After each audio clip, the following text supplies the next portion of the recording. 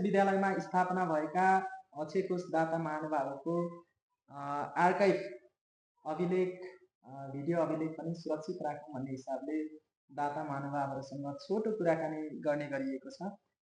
आज यस विद्यालयका अभिभावक श्रद्धेय काका स्वर्गीय जङ्गवीर कुमरोक, त्यसै गरेर स्वर्गीय मनरानी आङदेम्बे तुमरोक उहाँको स्मृतिमा स्थापना भएको चोकमागु आदि जङ्गवीर मनरानी स्मृति कोषका संस्थापकदाता श्रद्धेय व्यक्तित्व निर्मल तुमरोक ज्यूसँग यो छोटो संवादमा छौँ।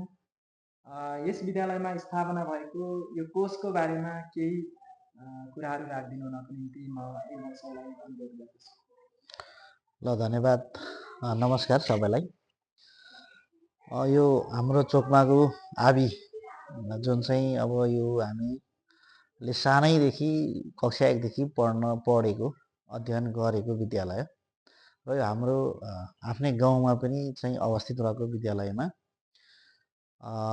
हाम्रो दिवंगत बुवा जङ्गवीर तुमरोक र मनरानी आङदेम्बे तुमरोक आमाको चाहिँ स्मृतिमा हामीले अक्षय कोष स्थापना गरिदिएका छौँ।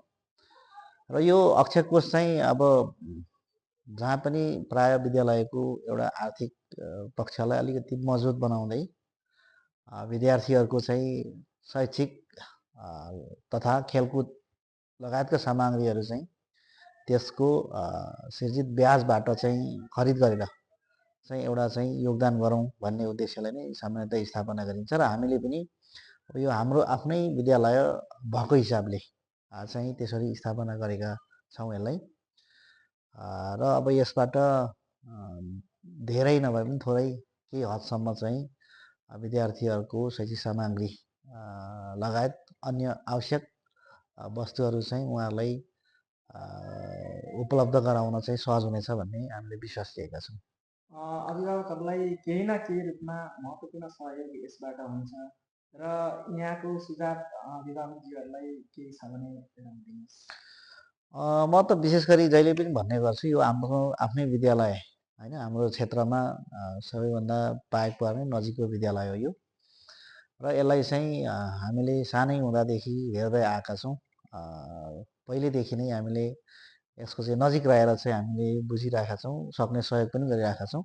र अभिभावकहरूलाई पनि मेरो के अनुरोध छ भने अब पछिल्लो समय जन्मदर पनि घट्दो क्रमले गर्दा होला, बसाइसराई या अन्य कारणले होला विद्यार्थीहरूको चाहिँ कम चाहिँ सङ्ख्या हुँदै गइरहेको छ। यो स्थितिमा पनि हाम्रो सेवा क्षेत्र चाहिँ धेरै छ। अन्य विद्यालयको तुलनामा यो विद्यालयको चाहिँ सेवा क्षेत्र अलिकति व्यापक नै छ, धेरै नै छ। तर यसलाई अब हामीले नै हो मर्न नदिने होइन, अभिभावकहरूले नै हो, यहाँका चाहिँ बुद्धिजीवी समाजसेवी नागरिकहरूले नै हो यसलाई मर्न नदिने। त्यस कारणले उहाँहरूलाई म के अनुरोध गर्न चाहन्छु भने हामीले विद्यालयलाई बचाइराख्नको निम्ति हामीले थुप्रै किसिमले सहयोग गर्न सक्छौँ। एउटा आर्थिक सहयोग अपरिहार्य होला, त्यसका निम्ति सामाजिक सहयोग होइन, एक आपसमा चाहिँ तपाईँको समन्वय साझेदारीको पनि सहयोग हुन्छ होइन।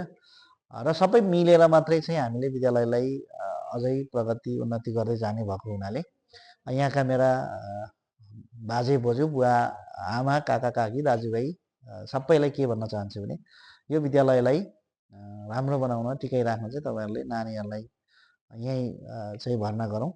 र शैक्षिक पठन पाठनका निम्ति सुधार गर्नुपर्ने विषयहरू छन् भने सबै बसेर होइन, शिक्षक र अभिभावकहरू सँगै बसेर बरु छलफल गरौँ।